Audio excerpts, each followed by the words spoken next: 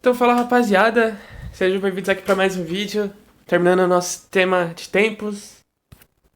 No último vídeo a gente viu os tempos relacionados com as posições simétricas na estrutura de peões.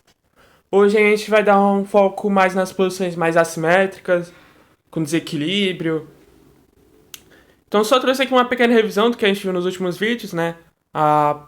No cálculo a gente sempre vai querer dar prioridade para lances ativos que criam ameaças diretas, que melhoram a nossa posição efetivamente, né? Se a gente tiver uma posição a gente restringida ou uma posição que a gente tenha que defender, sempre dá preferência para defesa ativa em relação à passiva, porque a passiva geralmente exige que a gente gaste mais tempo, né, na defesa.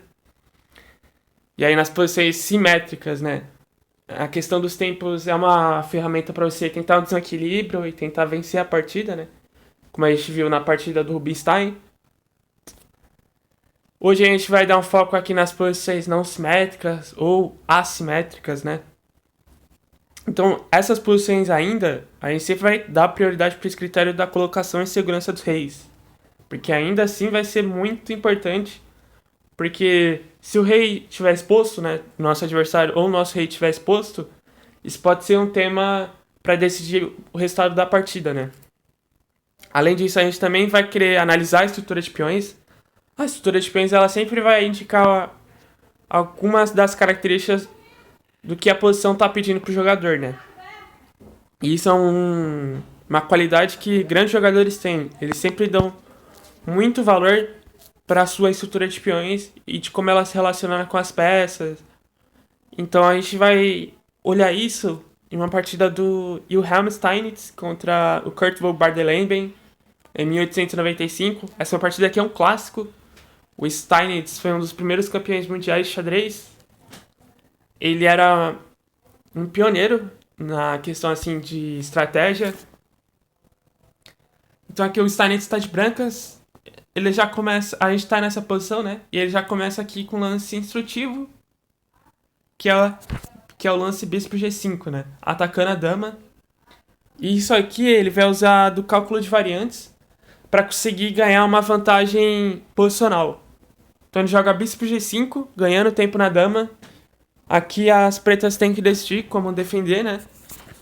As pretas não queriam fazer F6, que é um lance que enfraquece muito a posição e a diagonal de casas claras. As pretas podem até jogar dama D7, mas provavelmente as brancas consigam ter algumas ideias para abrir a coluna de E, né? Depois de dama D7. Então as pretas jogam bispo E7. E aqui que é a chave da posição, porque o Steinitz ele entra em um processo de simplificações em massa, mas só porque ele está enxergando lá na frente que ele vai ter uma vantagem posicional clara, né? Geralmente, quando você faz simplificações em massa, você dificulta mais a sua chance de desequilíbrio e a posição começa a tender um pouco mais para empate.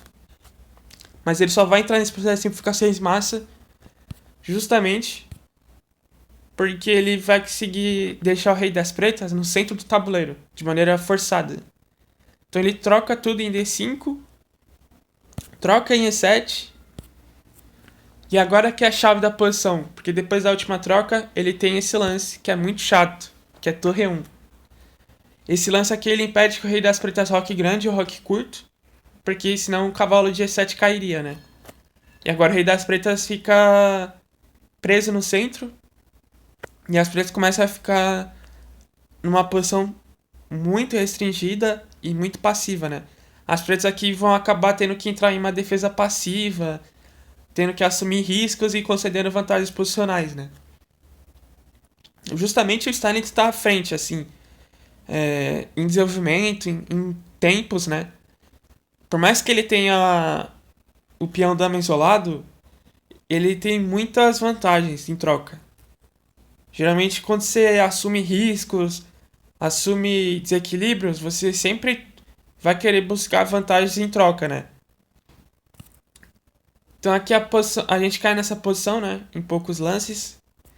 E esse é um momento chave, um momento crítico da partida, porque o Steinitz ele ensina aqui uma lição muito importante, que é você ativar ao máximo a sua posição, e ele faz isso através do sacrifício temático de peão D5.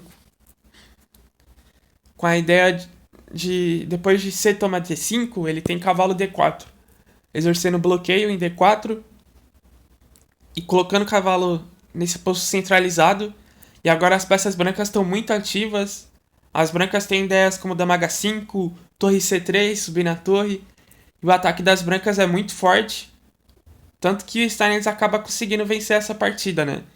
Então a gente consegue enxergar aqui que a questão dos tempos, mesmo em posições mais desequilibradas, ainda é chave e ainda vai ser fundamental na partida, né?